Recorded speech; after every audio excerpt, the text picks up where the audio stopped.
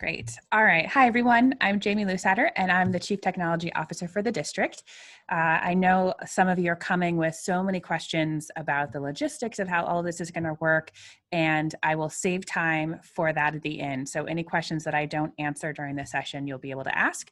I also want to let you know about the Q&A tab. So find that on your screen, and that's where you can ask me questions throughout the session. Some I'll stop and answer. Others I just might answer through text, but please post questions as they come up. That'll be super helpful for me to kind of guide the conversation.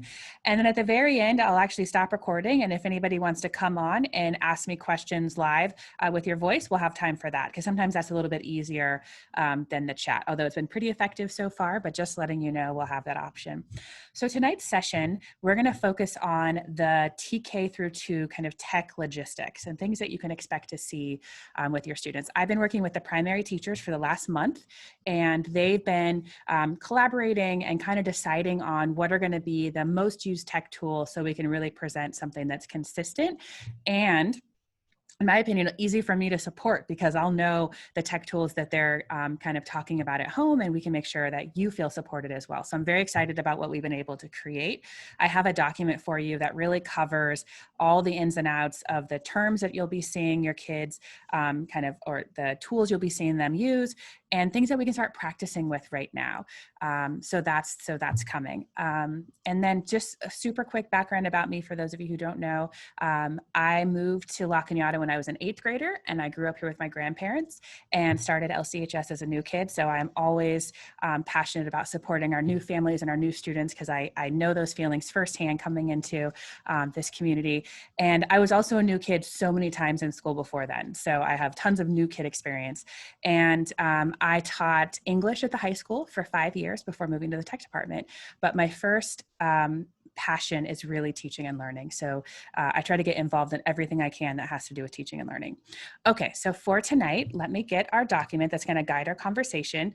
And one question you might be having right now is, I have all of our new student accounts created. So if you have a TK or a K, your accounts are created. As soon as we finish this, I'm going to hit send. I was about to do it before our session, but I just didn't have enough minutes in the day. So those are created. And right after I'm going to push a button, you're going to get an automatic email from me that has your students' Google account and password. So you'll be set to start playing with some of the tech. So that's coming. And if you have some of you are new who had a 5th through 12th grader, those went out last night. So that's all ready for you. Okay, I'm going to share my screen and give you an overview of the tech world. And again, I'll be pausing at specific times to answer questions. So it's going to be a lot to look at first. Hold on. Let me move this over so I can look at the camera as well as the doc. Okay, that's a little bit better. Great. Okay, so what I have for you, and let me make this a little bit bigger, is this is a kind of a guide to show you all the things that are going to be going on with your primary kiddos. And I want to make sure, again, that you have all the tools. You're going to get a copy of this. And let's see if it'll load a little bit bigger. There we go. Okay. Oh, a little too big. Sorry. One sec. Thank you for your patience. I was just making a sample first day for a primary teacher, and I put on there as a suggestion, remember that it's going to be really hard for us to be perfect virtually. And I think that a lot of our teachers want to be perfect for their students, for each other, for you as parents, and that's not always going to happen. So I said, maybe they can invent a way to celebrate mistakes, because research really shows that when you make a mistake and kind of own it and can learn from it, that's a tremendous moment for students to kind of grow and get better. So I said, what if we created a way to celebrate those mistakes? So my suggestion was, if you make a mistake when you're teaching, just go, ta-da, and just kind of bow. And so that was my mini ta-da moment when I made that a little bit too big. Okay, so this is how we're going to work through tonight. I'm going to go over each of these boxes that are kind of really going to explain everything for the technology side of TK through 1. And again, as you have questions, I'll stop kind of after each box and kind of pause to allow for questions. Please post them in the Q&A box, so I'll be able to help you. Okay, so the biggest questions we've been getting so far is just how is class going to work? So these class sessions. So what we're talking to teachers about is on Friday, Saturday or Sunday at the latest, but we're thinking Friday, you're going to get an email, a welcome letter from your student's teacher, and they're going to tell you how to get to the first day of school. So remember, everything that we knew to be true is now not true. Just getting to school is different. A bell is different. Everything is different. But we know the most important thing we need to solve right now is where does your student go on the first day of school? So that's going to be sent home on Friday, and you'll get an email, and it'll tell you exactly how to get there. So that's coming at the end of the week. And then we have the bell schedule. So for our, let me pull it up. I think I have it open here. Yes. We have all of them scheduled here, and this may feel a little odd to read, so I wanted to go over this with you. So this schedule is meant to represent when we're both at home and then able to switch to our hybrid. So we have a group of students who will stay virtual the entire year. We have a group of students that will come back as soon as conditions change, and then the schedules will be the same. We hope that this brings clarity, but right now I know that it's a little tricky to read. So what we want to go over is that essentially your student school is for our AM students 8:10 to 11:05. So that's the block for students in the morning. And then the afternoon students, it's this kind of 12:05, again, because there's this arrival time.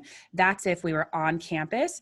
So class is going to start at this 12:05. So know that was, I'll get the language kind of changed on here to help families, but know that this arrival time was really built in for that on campus. And I imagine some teachers will open up their virtual classes a few minutes early so we can start the meet and greet, but just know that class will begin for our AM kids at 8:10, and for our PM kids, it begins at 12:05, okay? And then in between that time, there is gonna be a break for recess, and teachers will be communicating that. And we're talking about how that will really work for students. We're not imagining that our tiniest learners can log out of Zoom and go play for 20 minutes and come back without an adult helping that. So we're coming up with ideas that perhaps the kind of adult learner at home that's helping with our tiny ones will just turn off the camera and microphone, a session stays open, and the kids can go run around a little bit and then they'll come back. So know that that's our current thinking, and teachers are going to solidify this with you in their welcome back message on Friday. So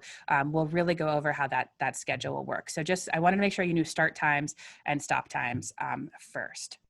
Okay, so let me, I'm gonna have to do a ta-da because you're gonna see me go through tabs to find our TK. There we go, only one ta-da, perfect, okay.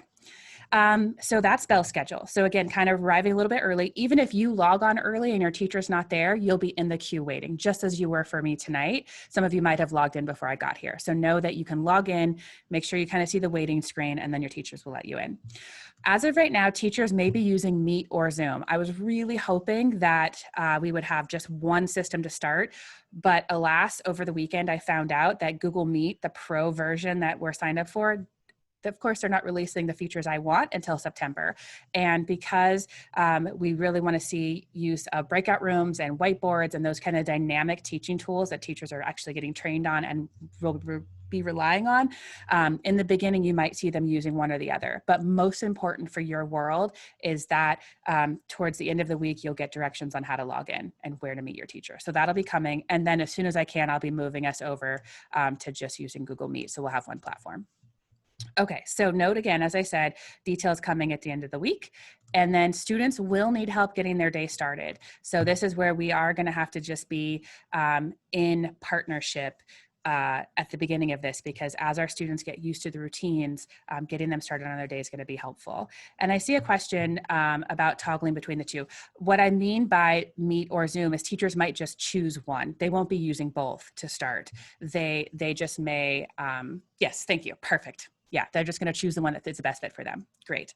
Okay, so pausing there, any questions on bell schedule or just kind of getting to class on the first day? If you want to post them in the Q&A, I'd be happy to answer them. And then next, I'm going to talk to you about our online resources. Okay, great.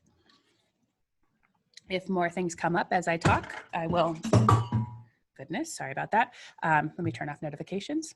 Oh, bell schedule extension. Thank you for that note. Let me just fix notifications really quickly. Great. Bell schedule notifications. Let's check. I think the kids were working on it. And if this isn't live, let's turn into, and for those of you that this is brand new, you're not sure what I'm looking at, I will send you a link for it. And then let's go to bell schedule and move forward in time. All right, so it looks like they have the bell schedule up. This is our student I team that have designed an extension. And what happens is up here in the corner, when I have this installed, I'm able to see quickly kind of how many minutes are left in the period. It might be kind of hard for you to see right here. There's a little 4H again, because it's just saying there's 4 hours until the next day starts, or the next kind of concept on here. It doesn't look like the notifications are on there, but let me check. And again, if you have no idea what I'm talking about, oh, they do have it. Okay, all right, let me start from the beginning. So our LCHS I team, they're a group of students that work with me to come up with technology solutions for solving challenges at our school. They created this app called LCHS Go. This has typically been for our high school students, and it shows them the bell schedule. And what's really nice is when they're in class, they could see kind of a countdown of there's 5 minutes left of a class or things like that. Then they built it to be an extension. So when you have Chrome open, you can actually see a little pop-up here that tells you how many minutes are left. Super helpful for teachers and students. What I asked them to add, that's now under here under settings, is there is going to be a notification. So there'll be an audible sound when the period kind of ends. And what I'm working with them on is how will this work for our primary students? Because I think for them, mostly it's going to be kind of a beginning and end, but I'll get back to you on exact details on that. And then I'll post this on the doc I'm going to be sharing with you. So I'm going to put this down below as a note. And when I share this, I'll also add a little explanation. So you can kind of disregard that little tangent for a second, but I'll give you more details as soon as I know that it's 100% ready. And then Elizabeth asked, what do we do after class? So if you're an AM student or a PM, then you'll have your kind of PM open. Our computer lab specialist, this is over here in this box here, our art, music, library, they have a website built called LC Special Squad. And this is where all those supplemental lessons will be. So you'll be able to find the computer lab teachers are going to have 3 different lessons each week. Music will have a lesson, art will have something, library, all of those will be on here. And this is where students can access them. And then for our first and second graders, we also have typing on here. We have this as well for kinders, but I think it might be a little too much for them to start with, but it'll be available. But all first and second graders will have lessons going kind of quite quickly to work on typing. So there'll be resources here related to that. So that's how the after or before programming will be structured for you. All right, so the next thing, now that we have schedule set and you know where you're gonna go on the first day of school, it's important to know kind of the language of all of the online resources. And this is, as soon as you get accounts, this is your homework once those get sent out to you tonight or tomorrow to practice. So again, sending out tonight, but you may want to practice tomorrow. You're going to want to go to, once you log in and test that everything works, you're going to want to go to classlink.lcusd.net. And this is going to be programmed specifically for your student by grade level. And inside, they're going to have all of their textbooks.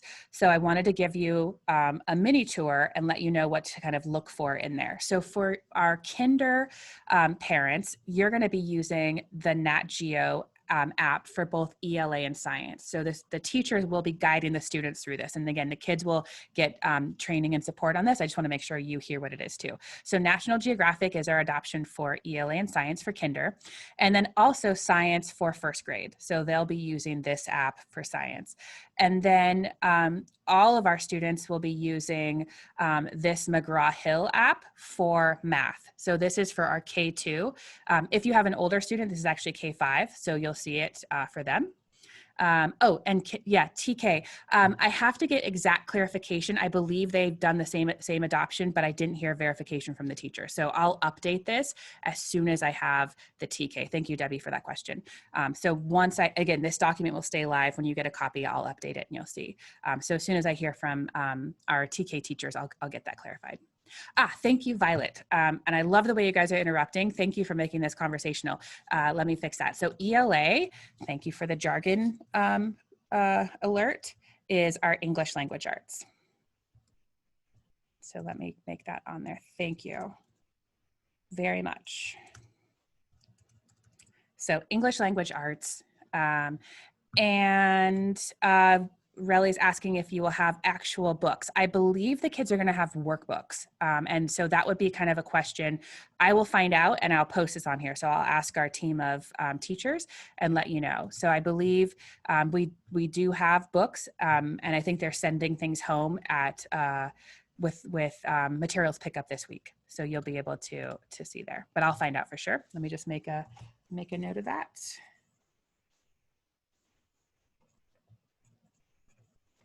Great. Okay. And then, as I was saying, the Red McGraw-Hill app, this is used for math, and the math adoption we use for our students is everyday math. So for our TK families, they do our TK classes does a lot of supplementing with materials. So your TK teacher will reach out to you and give you very specific things on that, but I'll find out. Typically, we haven't had our TKers accessing a lot of these online materials. It's really been kind of second grade and up. And then during distance learning last year, we kind of quickly moved down to K1 accessing this. And so I'll get clarification for you on Kinder. Thank you, Charlene. So as soon as our session is over in about 40 minutes, I'm going to push send, and it'll take, I would say, about 30 minutes for the automation to run through if you get an email, and you'll get, actually, I'll show you. Thank you for that. You're going to get a copy of this document as soon as it loads, and it's going to say welcome and your student name, and it'll have their email and it'll have their password. So that's what you're going to see right after this session is you'll get an email with that document with everything. So thank you. All right, so again, so for textbooks, the other one that's important to note for our first and second graders for English language arts will be Think Central, and then the adoption there is called Journey. So I'm really trying to put all the different words you'll hear teachers kind of say or ask students to do. This will be your guide to all of that. So, but again, the kids will get practice with their teachers. They're not gonna turn them loose on the first day and say, okay, go do your Journeys homework. I mean, there's gonna be training happening in class with the students to really take them on tours of this. So the students will learn this as well. So Think Central is the app that they use to get to their English language arts book for first and second grade. And most of them have workbooks or things like that that will supplement this. And then for our science for second graders will be STEM Scopes. So there'll be the app in there that they use. So this is Classlink. And then along with Classlink, inside Classlink, there are other things for the kids to use. We have tools called Dreambox for math or IXL, and I'll go over those in a second, like when we finish kind of the big overview. But know that there'll also be other things besides the textbooks that teachers will be having the kids practice with. So they'll be able to practice kind of reading with an app called Epic, or they might be doing math practice in Dreambox, things like that. And again, I have all of that outlined for you. What you need to remember really is that Classlink is where all of this lives, and it will be specific to each student by grade level. They're assigned the materials. And while we're still finishing teacher assignments right now, so the principals and secretaries are busy kind of putting kids in classes now that AM PM is settled. On Thursday at about 4:30, I think it is, you'll be able to log into the Aries portal and access your student's teacher.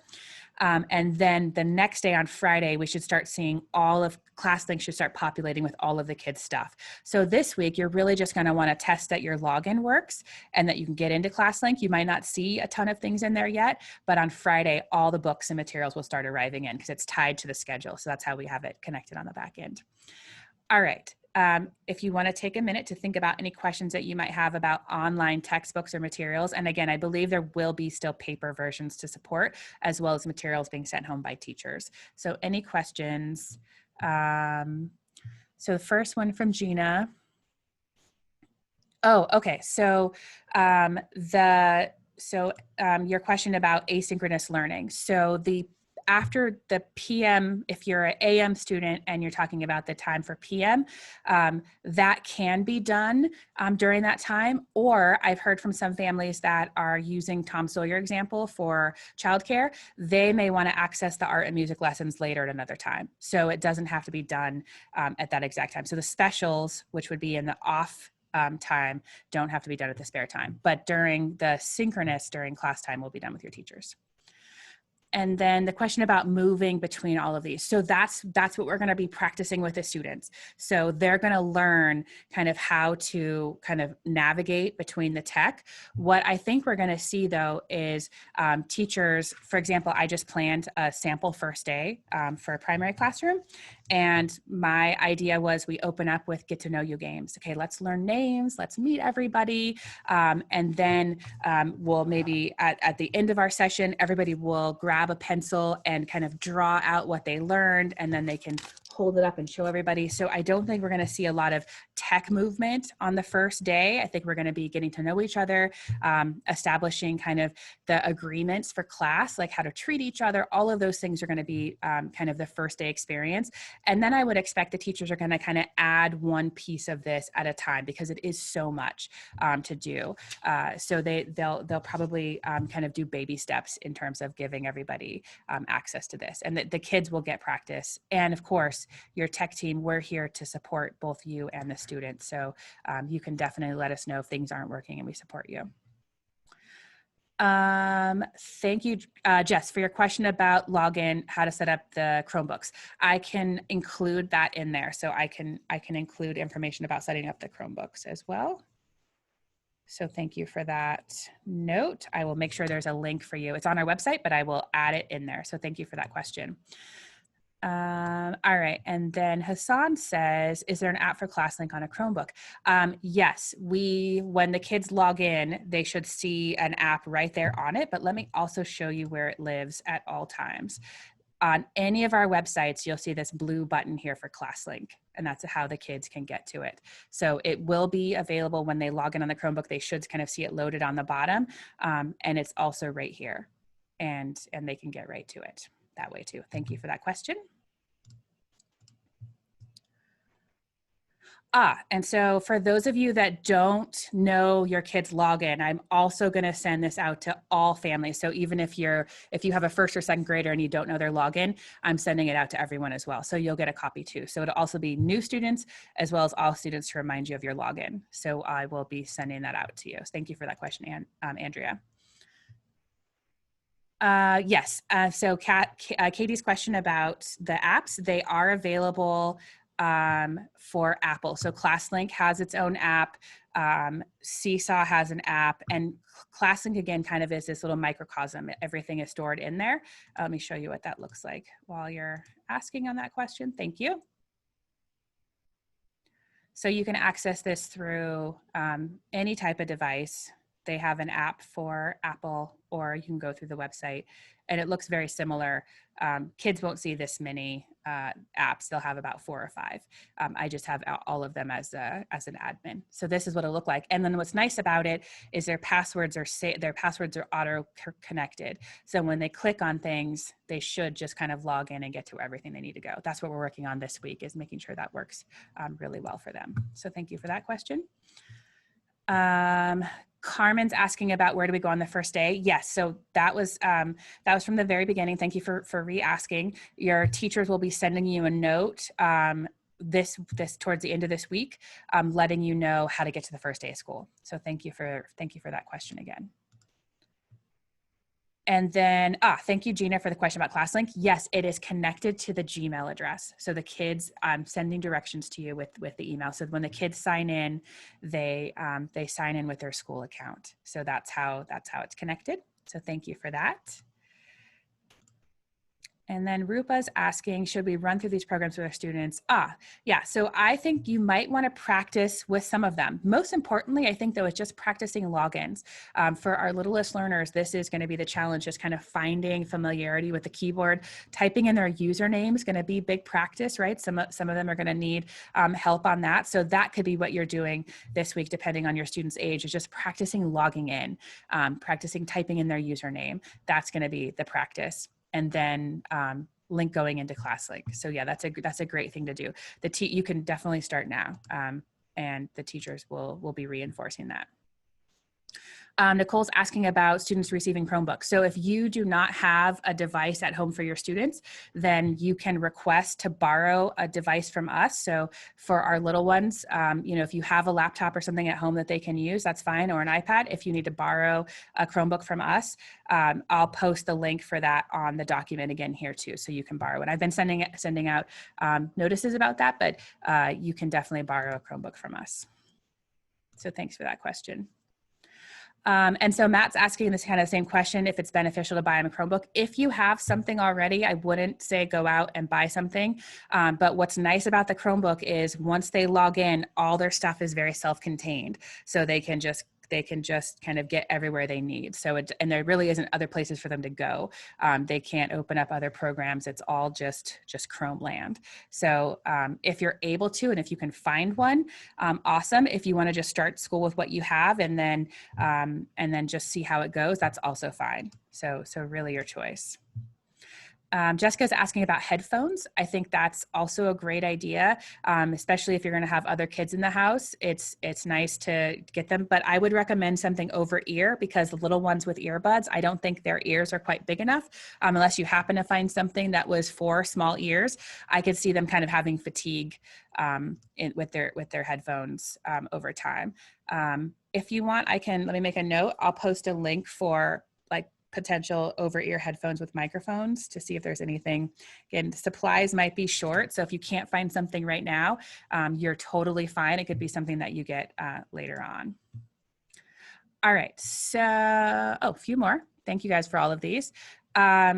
For accessing the asynchronous activities, as soon as I have the website link, I'm going to post it right here on this doc for you. So when I share this with you, this will be your guide to school. So I'll post the link for the doc right there. We'll also put it up on all of the school websites, but they're building it out right now. So as soon as I have that, I'll get that posted for you.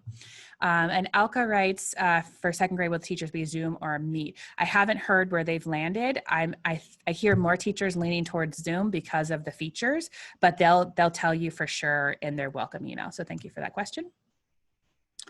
So if you don't get an email today, then you're going to email me. So I'm going to let me put my email in the chat for you. You send me a note, because I'm the one sending them all out. So I'm the fastest person to fix it. So just send me a note at jl@lcusd.net and I will fix that. And then Violet, if you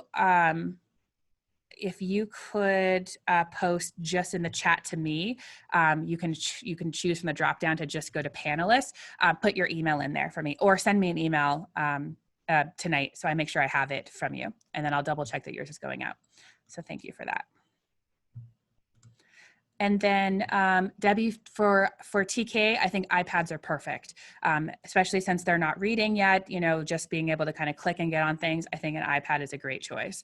I have a TK nephew, and that's what he's going to be using. And he used that last year too, and it worked really well for him. And then Hannah, so the QR code I'm working on. So Hannah's asking with Classlink, let me show you. Again, we're running out of hours in the days right now, but I'm going to try to help with some of these things. When Classlink, it signed me out. Sorry, I'm going to have to ta-da again. I tried to sign out of Classlink and it signed me out of everything. I'll let this reload and then I'll show you. 1 second. With Classlink, there is a way for students to hold up a QR code to sign in. And so that's one other thing we're working on. So hopefully that would be something we can get to you soon, but I can't promise it because we're still trying to get all the teachers assigned and the textbooks rostered and all of those things. But I don't think you have to worry about that much for the first couple of days. I don't think the kids are going to be digging into Classlink quite yet. So we have a little bit of time on that. So thank you for that question. Yeah, and so the headphones, I think it's good if they have a microphone, but we'd have to test to see if ones without a microphone, if they would use the computer mic once they're plugged in. You should be able to test when you're using video chat. You can kind of toggle between, you can turn on, pardon me guys, you can turn on where the audio input is coming from. But again, that's a lot to manage for a little one. So just having headphones with a microphone eliminates that. Oh, is the right mic on or is it my headphones? You probably want to have that all ready to go. Sorry, one second. Let me just log back in. What I was trying to do was log out of Classlink to show you the QR scanner, but it accidentally logged me all the way out of Google. So 1 second.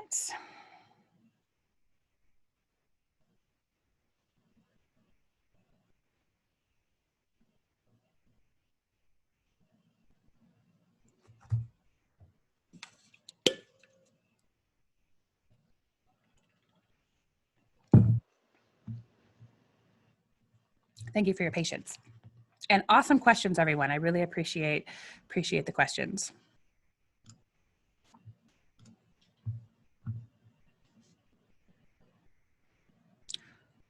Okay, so as this is loading, Frank had a question about, will students use their devices on campus when they go back to campus? You know, I don't have a clear answer on this one yet. I know we use devices a lot in 3rd grade and up.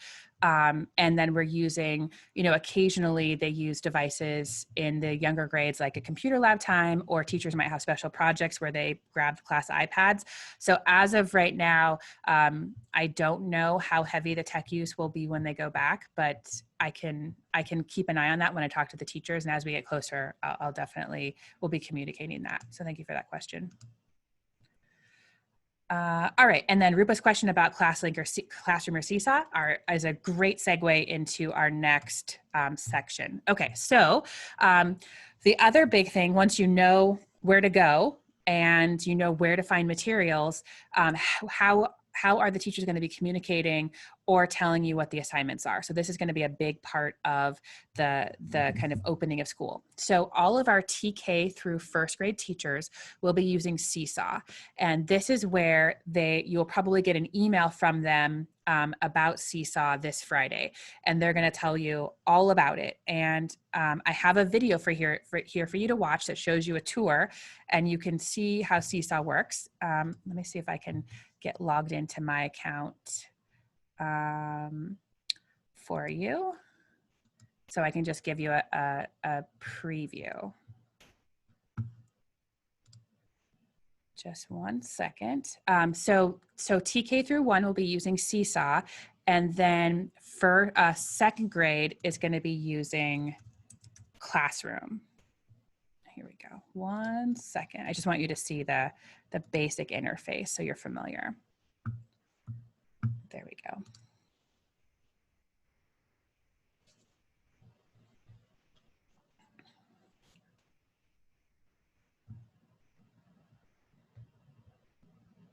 All right, so it's just about to load. So I've been playing with Seesaw with my 5-year-old nephew, and I made him part of my class, and he uploaded this photo, and then he also recorded a message telling me hello. And so how Seesaw works is there's a journal, and this would be personalized to you as a parent. So you wouldn't see other students' work. You would just see your students' work. So when you log in, you just see everything. So you can see that somebody else this was, again, for you, it would be all your students' work.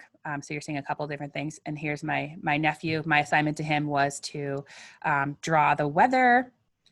And so he added a couple things there. I drew a tree. So again, Seesaw is just where teachers would be communicating to you and the students.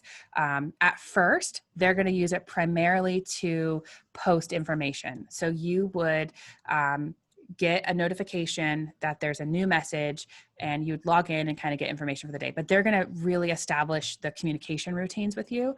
But that's what Seesaw will be used for in the beginning. It's just to let you know kind of what's going on in the world. And then they're going to grow into potentially adding assignments, because it's really easy for the kids to do work. Like, for example, I asked my nephew, without doing any training, look outside, draw the weather. And he used his iPad. He found the buttons, because you don't have to be a reader or a strong reader to use it. He drew the weather, and he recorded a voice note telling me about it. And it was really phenomenal. So super kind of user-friendly for the kids. And the teachers can give feedback. They can write comments. They can do voice comments. It's a really powerful tool to help with learning. So again, in the very beginning, it's kind of how they kind of post information and messages. So it will become your communication tool, and you can watch this video about it. And then over time, as teachers kind of establish routines of class, there may or may not be assignments kind of pushed in there. Teachers are also telling me that they're going to have a website created that, again, the plan is that they would email you once a week with like, here's an overview of the week.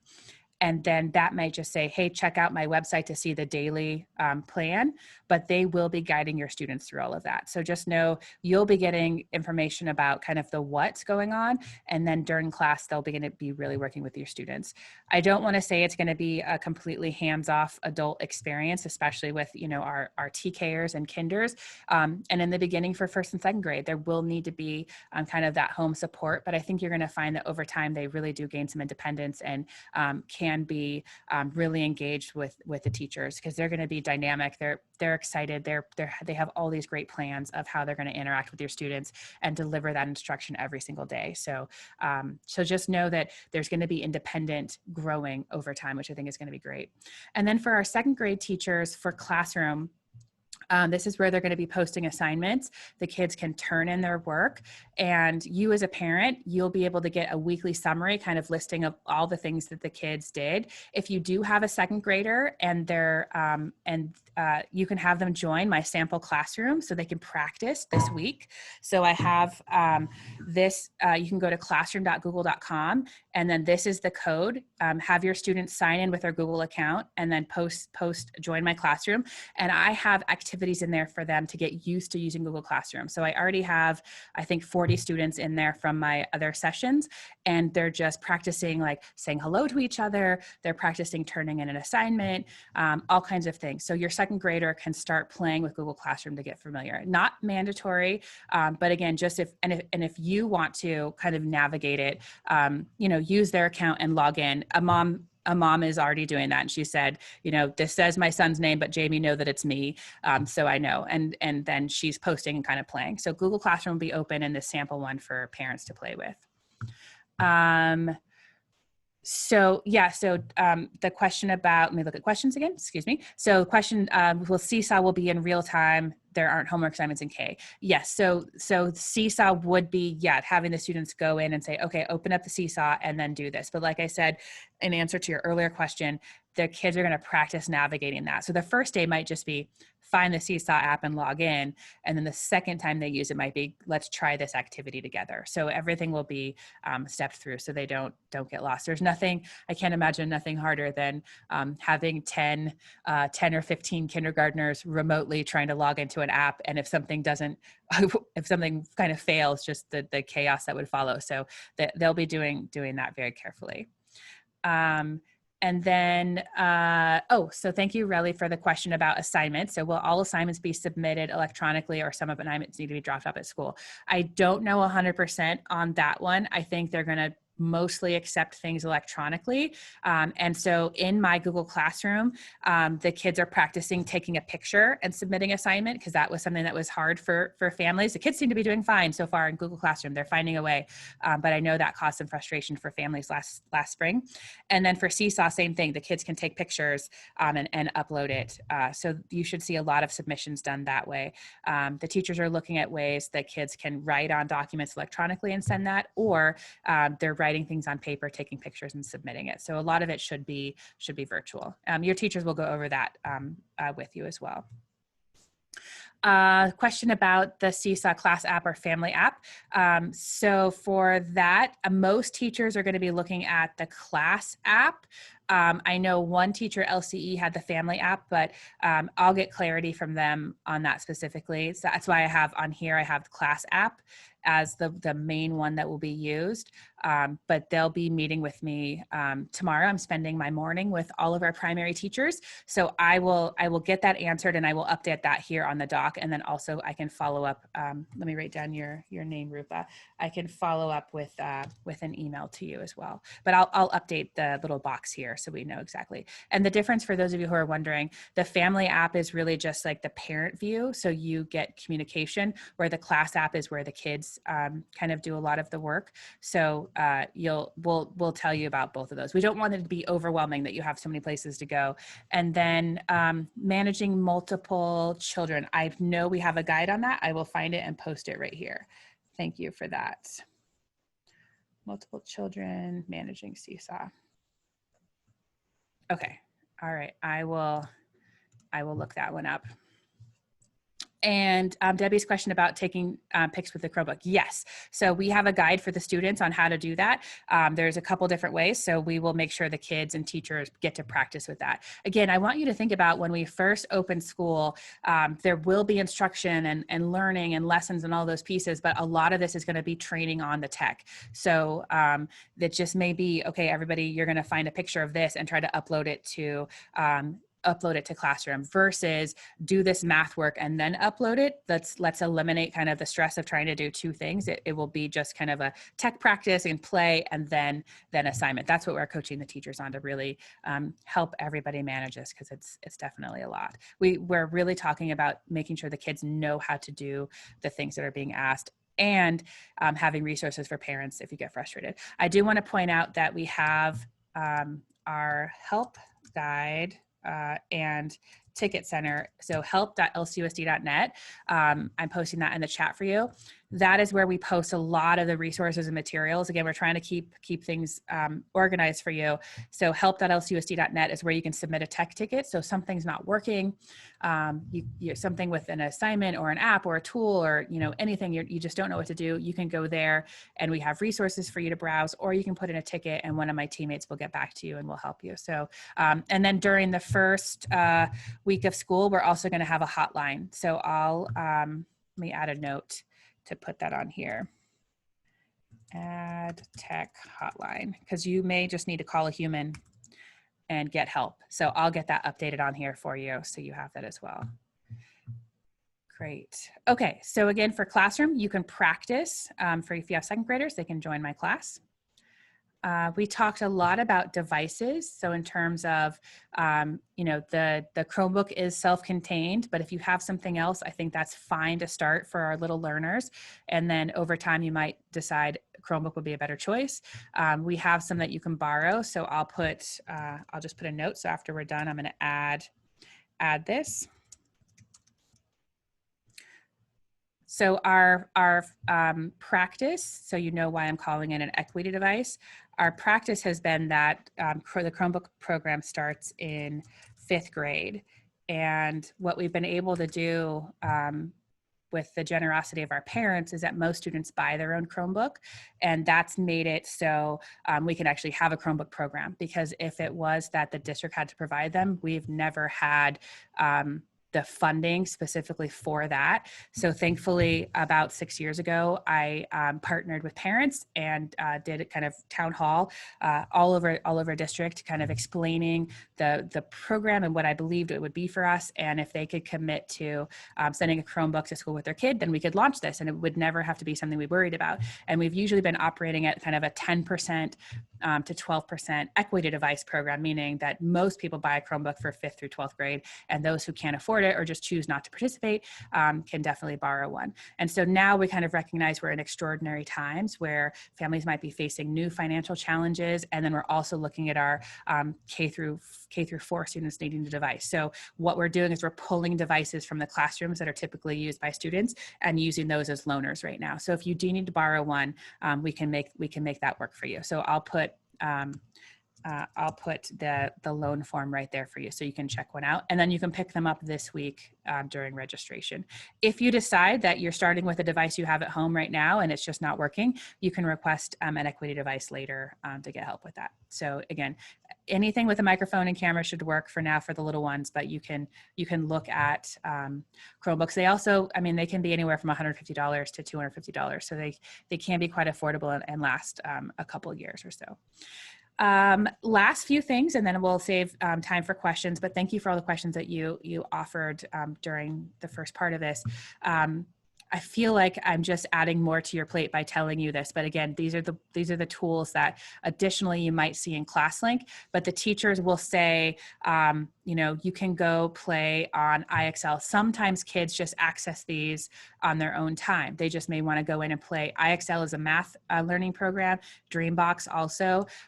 They're stellar, and the kids have a lot of fun on them. So that could be just something that they do. Teachers may say they may do it in class, or the kids may access it later. Brainpop Junior is another one that just the kids have access to content and materials. This is probably an in-class experience. And then there's Epic and Scholastic for reading. The teachers wanted me to tell you that they will be using a tool called Padlet. And so I have a sample here for you to play with. So again, this is something you can go on. Actually, let's do this now. Let me give you guys access to this document. You're welcome to jump on, and you can click on the Padlet, and you can do it, your student can do it. When you click on it, it's just gonna bring up a like sticky board, like imagine like Post-it notes or a cork board, if that even exists anymore. And you can click anywhere on here and you can just type something. And so what I asked, this was for our 5th and 6th graders last week, but I'll change the name so you'll all feel welcome. I wrote, let's get to know each other. Please tell me a favorite food, your favorite hobby, and how you make others happy. So I could see teachers using this as a get to know you activity, but it's also a great way for kids to just kind of have collaboration time with each other. It's almost a little bit like recess time, because you can see a lot of them are just kind of saying hello to each other. So you can practice with Padlet with your student to just get familiar to opening it up and typing on it. So Padlet is something that I definitely think first and second will be using, possibly kinder later as they, get a lot of training and all that early stuff done. But Padlet's something you should know. And then Flipgrid, the teachers also use this. And Flipgrid is a really fun tool that you get to record a video message. So I made a space for you to practice with this as well. So you can go to Flipgrid, and then there'll be a spot where it says use a guest code, and you can type in LC flips ! And then you can try that out. So don't stress about these two. That it won't be, like high stakes. They're just other ways that teachers are going to use to see students learning. And so they're finding creative ways for kids to kind of interact, and the kids will play with these in class. I just wanted you to get a chance. If you wanted to play ahead of time, they'd be there for you. And then my last item for you before we go full into question and answer is the account your kids are getting is a Google account. And I want you to be aware of kind of the security we have around that. So we are a Google Apps for Education School. And so that means there are certain privacies turned on for the school version compared to the public version. For our TK-2, they do not have access to email. And it's just access to the Google tools, like they may be using Google Docs or perhaps completing an online quiz. So for our little ones, it'll be their access is very narrow, but the Google account actually acts as their login for everything. So that's why it's so important, is it ties into logging in to get to their textbooks. It ties into logging into some of these tools here. So it is the key to everything. And then for our 3rd through 6th graders, they can only email their teacher. So we have them in a small little bubble. Some parents have asked for access to being able to email their kids so they could help with homework submission and things like that. Sometimes the kids are working on the homework on a mom or dad's computer and they want to email it to the kid, things like that. So we're considering that, but we're pretty strict about nobody from the outside world can email the students until they get to 7th grade. And then in 7th and 8th grade, students can email each other and their teachers. Still no outside world. And it's not until 9th grade that the outsiders can kind of email in to the students. And that's when they're applying for internships and looking at colleges and things like that starting in high school. So we're pretty restrictive with this, with that there. Okay. And then on the second page, the second grade team gave me their full list of apps. Again, this is more just vocabulary for you to kind of know the words, but the teachers will be introducing them kind of one at a time over time. And they're really wanting to make sure you know, they are able to see students learning, and that's the point of that. Okay, I've covered a whole lot, and I would love to take time for questions. We have 2 left on the open, and then start thinking of more, and I will stay here and help. So Frank's asking about recording. So what we talked a lot about this today with our principals and leadership, and the teachers, I think, are going to be kind of setting policy on recording. There are some definite benefits to recording the lessons, but there are also some kind of drawbacks for student privacy. So what I'm suggesting is that the teachers could opt to record during their direct instruction. So the part where they're just like demoing something and teaching that specific thing to the kids, and then they could turn off the recording, and then they would have the conversations with the class. So this way it protects kind of student voice and images. Some parents also felt that there was concern over students maybe making mistakes on camera and then feeling shy about not talking and therefore then missing out on learning. So there are a lot of complications. We also talked about a way around this is students could turn off their camera or microphone. So these are some of the nuances that we still have to work out and see what's the best fit. So if you have a request for the recorded lessons, I would definitely say chat with your teacher about it, but just know that it's not as easy as a district policy because we want to make sure we're meeting the needs of everyone. So sorry, I don't have a spectacular answer on that one. Alicia's asking about if the internet becomes spotty or goes out during class time. So we're talking to teachers because they may have that exact same problem. So we're talking about you know, if a student making sure the class knows that if they lose internet for any reason, to just kind of wait for a couple minutes and the teacher will post communication to their classroom or to their Seesaw so they know something happened and the kids know either the teacher's not going to make it back or they'll be back in just a couple minutes when they get it resolved. So we have that side.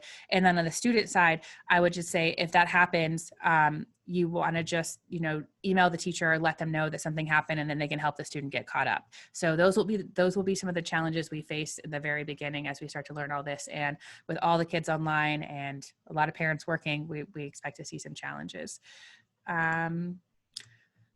The specials, Julie's asking if the specials apply to kindergarten. Absolutely. So our specialists are working on lessons for all grade levels. So you'll see specific content on the website for whichever grade level your student is in. So definitely. Thank you for that question. Tech session for kids on how to use a Chromebook. I love that idea. I've got a student team of techies, and I bet they could make a little tour for us on how to use a Chromebook. That's an awesome idea. I can have them work on that tomorrow or the next day and get that to you. I think that's great. And I just want to thank all the parents that throughout these sessions you have, thank you. Let me fix the permission. Thanks for somebody saying that. I love that you have been giving suggestions and we're kind of implementing quickly. So thank you for sharing ideas and innovations. That's very important. So let me fix the permission on this. 1 second. Thank you for noting that. I thought I had fixed, but I can change it right now. Great. Okay, let me repost and you guys all have access. There we go. Okay, so in the chat, you might have to copy and paste it. So if you just grab it and highlight, copy it and then paste it into your browser. Oh, perfect. A couple of you got on there. Excellent. Thank you for that. Okay, and so yeah, so we'll work on a Chromebook lesson and I can try to link, I wanna try to keep everything on this document for you. So I'll get under the devices, I will add a little Chromebook tour video. That's a great idea. Thank you. So as I was saying, your ideas and innovations are so helpful. So thank you for sharing that. I hope you feel heard. And doc is posted. All right. And thank you for the question. Will it be clear which specials are required and the mechanism to let the teachers know they're done? This was kind of confusing. Thank you. Yeah, we had that conversation today, and we will have it clear by Friday. As of right now, what we're leaning towards is these really have to be kind of supplemental and recommended versus mandatory, because if you are programming your kid into a daycare or something or a camp after session, after their class or before their class, it's really hard to hold you accountable for these supplemental materials. So know that we are leaning towards it being supplemental. But on the other hand, we do, we'll kind of prioritize. I think some of the experiences like the typing practice and some of the digital citizenship and literacy will be so key, but we'll be really clear on that. So thank you for your question. We'll make sure we let you know exactly what the responsibility lists are. I've heard some anxiety from parents just about how much they're going to have to manage and try to track, and they want to know just exactly kind of the rules to the game. So thank you for that question. Yes, I can definitely get this posted on the website for you. So thank you for that question. Let me show you where I will make sure everything lives. And this is where I put everything. So lcusd.net and on the technology section. So if you go to departments, we try to organize the website a little bit like a grocery store. Like you got to know which aisle to go down, but unfortunately we don't have the signs kind of hanging overhead to help you with that. But if it's technology, go here. I have all of the parent tech sessions. If there's anything you missed from this summer, you can go on here and there's the session notes and the recordings. What's nice is you can go on YouTube and you can play me at a faster speed to kind of go through it quicker. We'll also be posting more of the student tech resources. So I just built out this section. So here's a cheat sheet for Google Classroom for students. So we'll be adding more things there. So again, go to technology and I'll make sure everything is there for you. I also have all the tech newsletter archives.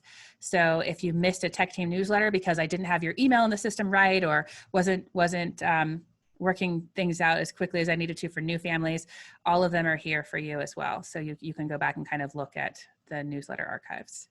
Thank you for those questions. And if you guys have if you have, actually, let me stop recording. we're going to keep the session going, but I'm just going to stop the recording. And let me hit pause and stop on recording.